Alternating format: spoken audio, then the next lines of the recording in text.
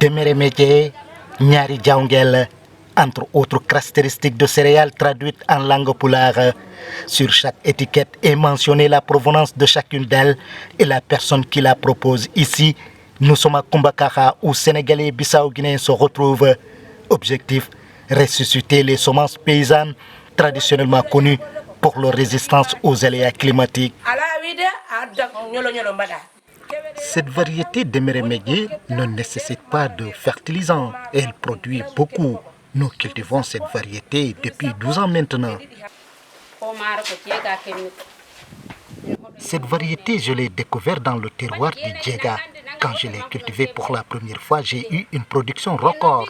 J'ai partagé toutes les 100 potes aux femmes qui étaient venues me prêter main forte à la récolte. C'était une manière pour moi de leur permettre à accéder à cette variété qui aujourd'hui porte mon nom dans la localité.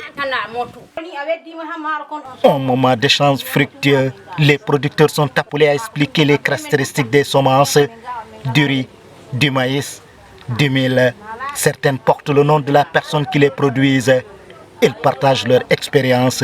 C'est dans le cadre d'un projet de l'ONG CETA qui consiste à valoriser les semences de variétés locales. Même au niveau de CETA, on pensait que ces semences-là avaient disparu.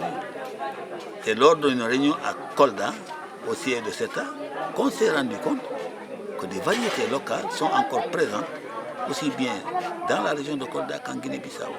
Et en Guinée-Bissau, ce sont ces variétés locales qui sont les plus pratiquées en agriculture. Donc, découvrir ces variétés-là, discuter avec les producteurs qui les détiennent, nous a semblé être une option vers la grande production de ces semences. Des semences de variétés locales ressuscitées en plus de leur capacité d'adaptation aux aléas climatiques, elles constituent un bon intrant pour la promotion de l'agroécologie. Alors, toutes les variétés qu'on a vues ici, c'est des variétés dont la plupart résistent au changement climatique parce qu'elles sont de durée 2 mois et elles s'adaptent à tous les sols. La sélection de semences, première étape dans ce processus de valorisation de variétés locales enclenché par l'ONG CETA, s'en suivra la